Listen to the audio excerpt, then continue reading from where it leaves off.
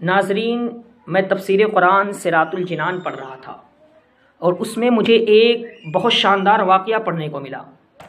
ایک مفتی صاحب نے ایک قرآن کے آیت کے تحت ایک واقعہ لکھا ہے، گویا کہ حدیث پاک کے اندر بھی واقعہ موجود ہے۔ ان نبی پاک صلی اللہ علیہ وسلم کے دور میں ہوا۔ ایک شخص تھا جس کا نام تھا ثعلبہ، نبی کی بارگاہ میں آیا اور کہا حضور میرے مال میں برکت کے لیے دعا کریں۔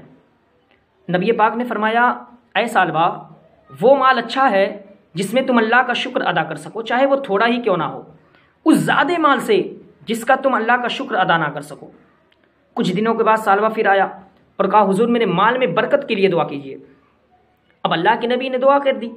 اب نبی دعا کریں تو دعا قبول ہونی تھی۔ اب ہوا یوں کہ نبی نے دعا کی، اب اس کی بکریاں جو تھی، اس کا مال جو تھا ملٹی پلائی ہونے لگا، یعنی برکتیں ہونے لگی، حتیٰ کہ مدینے کے اندر اب اس کے پاس کوئی جگہ ہی نہ بچی جہاں وہ اپنی بکریاں رکھ سکتا تھا۔ وہ اپنی بکریوں کو لے کر شہر سے باہر جنگل میں چلا گیا۔ اچھا، مال تو بڑھ گیا، مگر سب سے پہلے اسے محرومی اگر کسی چیز کی ملی تو یہ ملی کہ وہ نماز میں نہیں آ سکتا تھا، جماعت میں نہیں آتا تھا، حتیٰ کہ جمعہ کی نماز میں بھی نہیں آ پاتا۔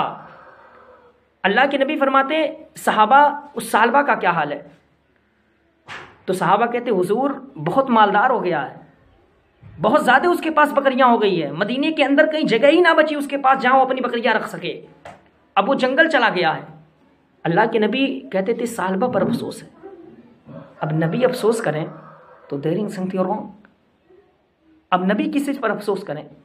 اچھا، کچھ دنوں کے بعد نبی پاک صلی اللہ علیہ وسلم نے کہا اے صحابہ جاؤ لوگوں سے زکوٰۃ لے لو۔ اب صحابہ زکوٰۃ لیتے لیتے ثعلبہ کے پاس پہنچے۔ صحابہ نے کہا اے ثعلبہ تجھے بھی زکوٰۃ دینی ہے۔ اب اس نے کیلکولیٹ کیا تو زکوٰۃ زیادہ دینی پڑتی، مال زیادہ تھے اس کے پاس۔ اس نے کہا مجھے یہ ٹیکس دکھائی دیتا ہے۔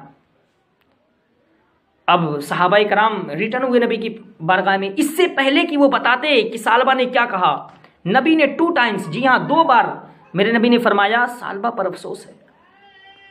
اب ثعلبہ کو خبر ہوئی کہ نبی پاک ناراض ہو گئے۔ اب ثعلبہ حضور کی بارگاہ میں آیا اور کہہ رہا حضور مجھے معاف کر دیں، میری غلطیوں کو معاف کر دیں، یہ زکوٰۃ لے لیں۔ مگر اس کے آنے سے پہلے قرآن کی ایک آیت نازل ہو گئی تھی، اور وہ آیت یہ تھی کہ کچھ لوگوں نے عہد کیا ہوا ہے کہ اگر اللہ تبارک و تعالیٰ اپنے فضل و کرم سے ہمیں دے گا تو ہم ضرور صدقہ کریں گے اور ضرور ہم صالحین میں سے ہو جائیں گے، اور جب اللہ تبارک و تعالیٰ انہیں اپنے فضل و کرم سے عطا کر دیتا ہے تو پھر اس سے وہ بخل کرنے لگتے ہیں اور منہ پھیر لیتے ہیں، یعنی وعدہ خلافی کی اللہ سے۔ نبی پاک صلی اللہ علیہ وسلم نے اس کی زکوٰۃ قبول نہ کی، نبی پاک صلی اللہ علیہ وسلم نے اس کی زکوٰۃ کو قبول نہ کی ثعلبہ کی۔ اب ثعلبہ اپنے سر پر خاک ڈالتا ہوا واپس چلا گیا۔ ظاہری طور پر نبی پاک صلی اللہ علیہ وسلم کا وصال ہو گیا۔ حضرت ابو بکر صدیق کا زمانہ آیا، ان کے زمانے میں بھی ثعلبہ آیا اور کہا حضور مجھے معاف کر دیں، میری غلطیوں کو معاف کر دیں، یہ میری زکوٰۃ لے لیں، قبول کر لیں۔ حضرت صدیق اکبر نے کہا نبی پاک نے نہیں لی تو میں کون ہوتا ہوں لینے والا۔ حضرت ابو بکر صدیق کا زمانہ گزرا، عمر فاروق اعظم کا زمانہ آیا، عمر فاروق اعظم کے زمانے میں بھی آیا اور کہا حضور مجھے معاف کر دیں، میری غلطیوں کو معاف کر دیں اور میری یہ زکوٰۃ لے لیں۔ حضرت عمر فاروق اعظم نے کہا نبی پاک نے نہیں لی تو میں کون ہوتا ہوں لینے والا۔ حضرت عثمان غنی کے دور میں اس کا انتقال ہو گیا۔ اب اس واقعے کے بعد مفتی قاسم صاحب قبلہ نے بہت شاندار بات لکھی ہے کہ آج ہم کیا کرتے ہیں، آج ہم اللہ سے کتنے وعدے کرتے ہیں، اللہ اگر میرا ایک کام ہو جائے، اللہ اگر میرا ایک کاروبار بڑھ جائے تو بس مجھے زکوٰۃ ہی دینی ہے، صدقے ہی کرنے ہیں، مسجد تعمیر ہی کرنی ہے، مدرسے تعمیر ہی کرنے ہیں، اور جب پیسہ آ جاتا ہے نا تو ساری چیزیں بھول جاتے ہیں۔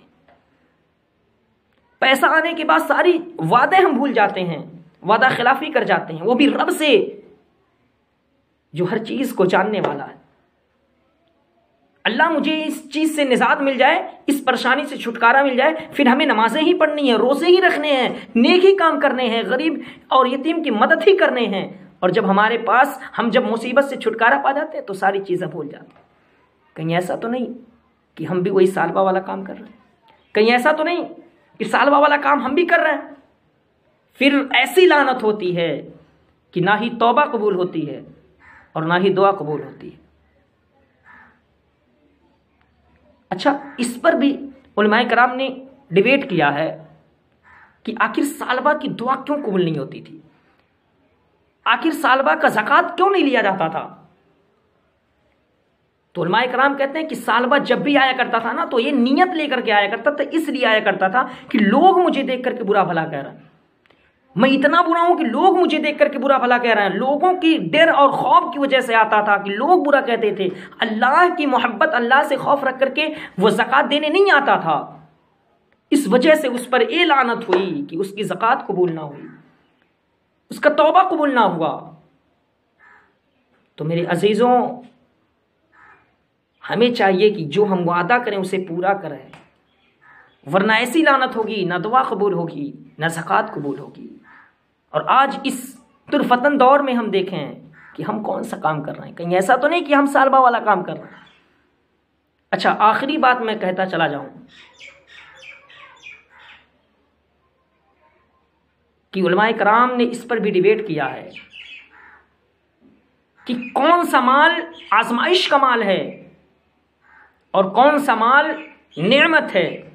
نعمت اور آزمائش میں اگر فرق لگانا ہے تو علماء کرام نے اس پر بھی ڈیبیٹ کیا کہ جو مال اللہ کی طرف سے تمہیں ملے، اگر وہ اللہ کے قریب تمہیں کر رہا ہو تو سمجھ لینا کہ وہ نعمت ہے، اور اگر وہ مال اللہ سے تمہیں دور کر رہا ہے تو سمجھ لینا وہ آزمائش ہے۔ صلو علی الحبیب صلی اللہ علیہ وآلہ وسلم۔